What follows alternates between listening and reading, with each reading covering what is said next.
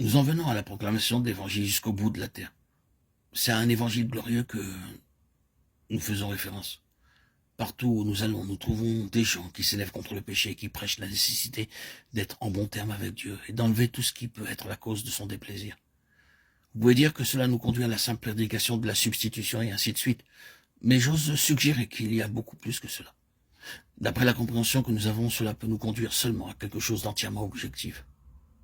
Vous trouverez cela dans la parole de Dieu. Dans l'Ancien Testament, il est abondamment prouvé en type, et dans le Nouveau Testament par de nombreux enseignements que l'efficacité de notre témoignage dépend de la mesure dont la gloire aura été saisie. Cela doit être confirmé et rendu clair, et il doit y avoir un impact sur l'ennemi, et plus qu'un impact doctrinal. La doctrine peut sonner absolument juste et véritable, mais Satan n'est jamais vaincu de cette manière. Il doit y avoir une incarnation de la doctrine, et si vous le permettez, il est clairement révélé qu'il y a des degrés de gloire, parce qu'il y a des degrés qui nous font entrer dans ce que signifie la mort, la résurrection, l'ascension et la glorification du Seigneur Jésus.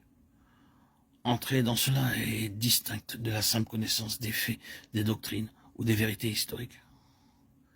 Le Seigneur Jésus est dans le ciel et nous devons le connaître d'une manière céleste. Nous devons aller au ciel pour le connaître et nous devons y aller maintenant. Une église qui s'accroche à cette terre et devient une chose terrestre est une église impuissante.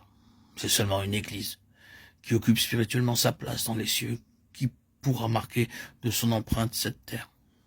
La mesure dans laquelle vous êtes émancipé de cette terre et de ce monde en connaissant une vie dans les cieux sera la mesure de votre impact et de votre témoignage sur cette terre. Un chrétien mondain est un chrétien impuissant. Une église mondaine est une église dépourvue de puissance et de gloire. La position divine du Seigneur Jésus doit être quelque chose dans laquelle nous devons entrer. Et cela nécessitera toute notre vie pour pouvoir entrer en partie dans cela. Si vous marchez avec le Seigneur sous la main du Saint-Esprit, vous ressentirez que vous devenez de plus en plus dans l'esprit étranger sur la terre. Et que de plus en plus, les choses qui ne sont pas d'ici-bas deviennent les choses qui sont votre vie. Ce n'est pas simplement et seulement une déclaration de fait. C'est le véritable test de votre niveau de vie spirituelle.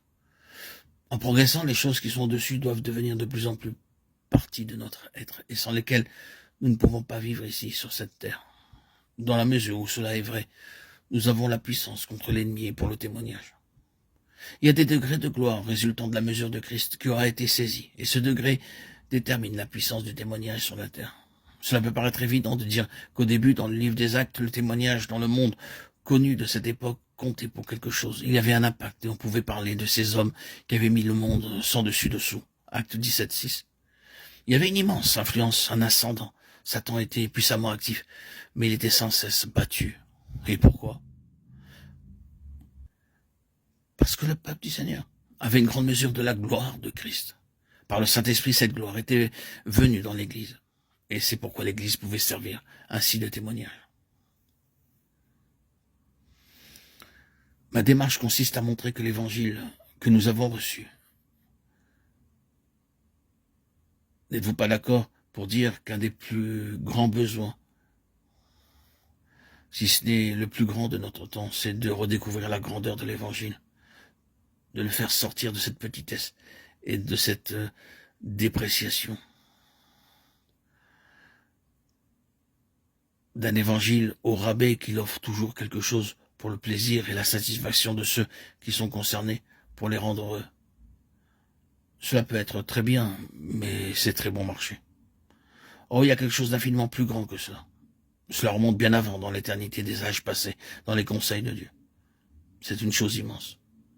L'univers sera rempli de la gloire de Dieu et le vase dans lequel cette gloire est déposée et par lequel elle est révélée et manifestée, c'est l'Église, la ville sainte, Jérusalem, descendant du ciel d'auprès de Dieu, ayant la gloire de Dieu.